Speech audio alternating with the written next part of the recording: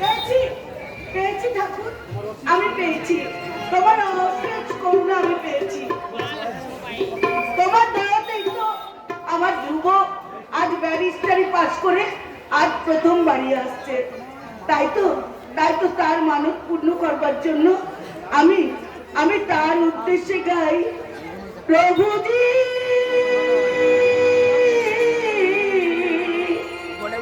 প্রভুজি প্রভুজি তুমি দাও দর্শন, প্রভুজি তুমি দাও দর্শন, প্রভুজি দাও দর্শন।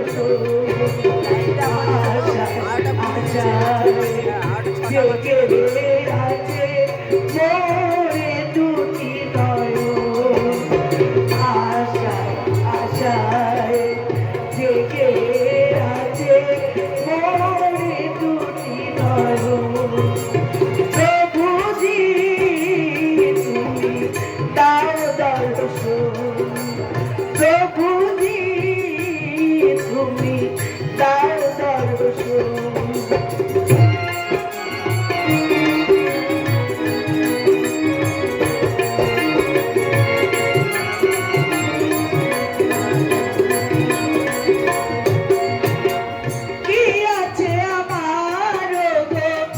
জীবনে মরণে শরণ নিয়েছি তাই তোমারি চরণে, কি আছে আমার ওগো জীবনে মরণে শরণ নিয়েছি তাই তোমারি চরণে, তুমি ছাড়া কেহ নাই, তুমি ছাড়া গতি নাই, তুমি ছাড়া কেহ নাই, তুমি ছাড়া গতি নাই, তুমি ছাড়া নাই জীবন,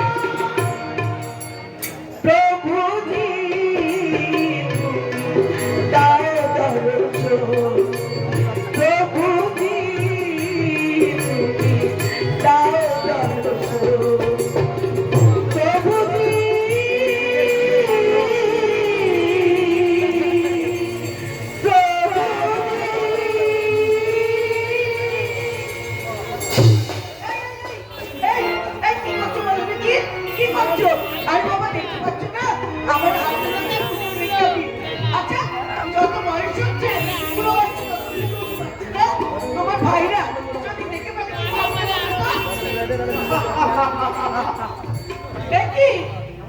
ঠাকুর তুমি কেমন ঠকালাম বৌদি?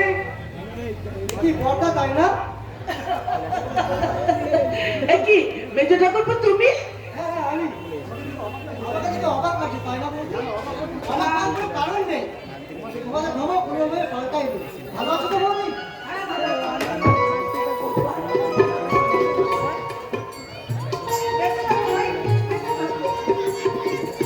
তুমি হঠাৎ চলে এলে। আচ্ছা তুমি যে তোমার দাদাকে চিঠি লিখে জানিয়েছো যে বৌদির জন্য একটা দারুণ উপহার আছে, তা কই গো? আরে বাবা হাতে দাদা অন্তত দেখা। অবজেক্টে নিয়ে না, উপহারটা দাদা নিয়ে এসেছে বলে তুমি একা ভোগ করবে তা কিন্তু হবে না বৌদি, আমাকেও কিন্তু সমান ভাগ দিতে হবে, না হলে কিন্তু আমি লঙ্কা কাণ্ড করে ছাড়বো না। তুই রাখছিস কেন? আমি যে উপহারটা নিয়েছি বৌদি তো একাই ভোগ করতে পারবে না, তোমরা সবাই সমান ভাগে ভাগ পাবে। আচ্ছা কি ব্যাপার বলো তুমি যেটা করবো? আরে বাবা তোমার কথার মানে তো আমি কিছুই বুঝতে পারছি না। সবই বুঝতে পারবে। আমি এমন একটা সারপ্রাইজ দেবো তোমাদের সকলকে আত্মহারা করে দেবে, আবার আমার প্রতি ধিক্কারও জন্মাতে পারে। সে না হয় অনুকূল। আরে বাবা এবার ওই গৌরচন্দ্রিকা বন্ধ করে দিয়ে এবার আসল সংলাপে প্রবেশ করো। অত অধৈর্য হতে পারে, দাঁড়াও না বলতে। আর আমি অপেক্ষা করতে পারলাম না বৌদি, ঢাকার গরমবেলা কখন থেকে বাইরে থাকবে, পাত্তাই নেই। সেখানে বেস্তা তুই একা এলি বসে বৌদি কোথায়? এই পাগলি, এই তুই কি স্বপ্ন দেখছিস? বরণডালা চা খাতা নিয়ে বৌদির খোঁজ নিচ্ছিস? আরে স্বপ্ন নয় ছোট, স্বপ্ন নয় সত্যি। মেজদা শুধু ব্যারিস্টারি পাশ করে ফিরে আসেনি, সঙ্গে সঙ্গে বিয়ের বৈতরণীটাও পার করে এসেছে। ঠাকুরজি, এই তুই আমার এইসব কি কথা বলছিস বল দেখি? সেটা তোমার এই গুণধর দেবকে জিজ্ঞাসা করো, দেখবে ধান ভাতে শিবের দিতে একবারে গড়বড় করে বলে দিচ্ছে। তুই তো দেখছি বেশি ডিগ্রির মতো কথা বলছিস শিখা। ও বাবা, বাবা না, আমি কি সেই ছোটটি আছি নাকি? মেঘে মেঘে বেলা ঠিক করিয়ে যাবে। দেখলে বলছি দেখলে শিখা যখন অত বড় হয়ে গেছে ওর জন্য বিয়ের ব্যবস্থা করে দাও। ভালো হচ্ছে না কিন্তু বৌদি। দাঁড়া দাঁড়া, দেখাচ্ছি মজা। আগে তোর স্ত্রীটা আসুক, বাড়িতে ঢুকুক, তারপর নরমটাকে কাকে বলে না দেখে ছাড়। শিখা কেন রে ছোটা? বৌদি কষ্ট করে শুরু তোর গায়ে একবারে ফসকা পড়ে গেল নাকি? এই না তো তুমি বড় ডালা, আমি চললাম। এই এই এই এই হতভাগী, ও তুই গরম ডালাটা রেখে তুই আবার কোথায় যাচ্ছিস শুনি? কলসি ভরে জল আনতে। কেন? 1001 টাকা না দিলে না, ওই কলসি ভর্তি জলটা ওই মেজে বৌদির কোমর থেকে কিছুতেই নামবে না। তখন দেখো তুই কষ্টটা কি করে সহ্য করছিস। বয়সটা বাড়লে কি হবে, আমাদের শিখা যেন সেই ছেলে মানুষটাই আছে। ঠাকুরপো, বড়দের কাছে ছোটরা সব সময় ছোটই থাকে ভাই।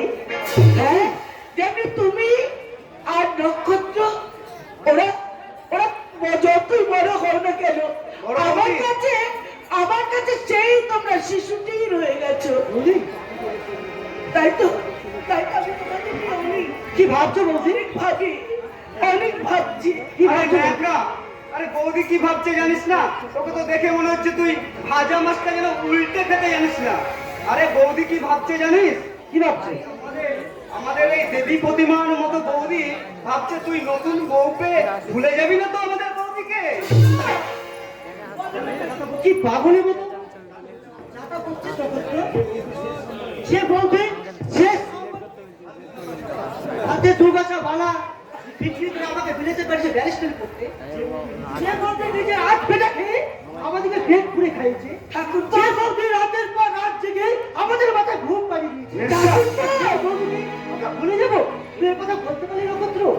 রেজদা, না না, ওর কথা কিচ্ছু মনে করো না মেজো ঠাকুরপো, আসলে ও ছোট তো, তাই কথা বলে ফেলেছে। সে ভয়ঙ্কর দিন বলে মনে পড়ে নক্ষত্র?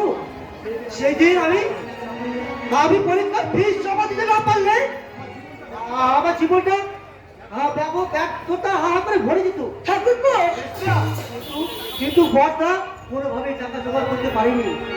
সবার অনেক বৌদি চুপি চুপি তার কানে চুল রোদ্রে বিক্রি করে আমার জন্য টাকা নিয়ে আসতে বলেছিল। ঠাকুরপো, এইসব কথাগুলো কেন তুমি বলছো ঠাকুরপো? কি বলছো তুমি পাগলের মতো? সে কথা তুমি আমাকে গোপন রাখলেও আমি সব জানি বৌদি, আমি সব জানি। রেজদা, আর এই হতভাগা নক্ষত্র নিজের স্কুল যাওয়ার নাম করে পঞ্চায়েতের রাস্তায় মাটি ফেলেছে। সেই হাত ধরা পরিশ্রমের টাকা সব আমার হাতে তুলে দিয়েছে। তাই আমি কোনোদিন ভুলতে পারবো না বৌদি, আমি কোনোদিন ভুলতে পারবো না। ঠাকুরপো, না বৌদি না, মিথ্যে কথা বলছে। আমি কোনোদিন পঞ্চায়েতের রাস্তায় মাটি ফেলেই নি। ঠাকুরপো তুমি বলো নক্ষত্র, আমরা এই সত্যের আকাশে বিরাজমান দুটি উজ্জ্বল জ্যোতিষ্ক, রেজদা, আর সেই আকাশের অভাবে পেট মুক্ত করতে এসেছে আমাদের এই দেবী বৌদি। আমি কি বলছো তোমরা পাগলের মতো? হ্যাঁ হ্যাঁ, আমি ঠিকই বলছি বৌদি। তাই এই মুহূর্তে এই হতভাগ্য মাতৃহারা বুক ফেটে দেওয়ারের বুক ফেটে বেরিয়ে আসছে সেই মধুর বাণী। রেজদা, এই সেই বাণী। মায়ের হাসি চাঁদের মুখে ধরে মাকে মনে করে আমার মাকে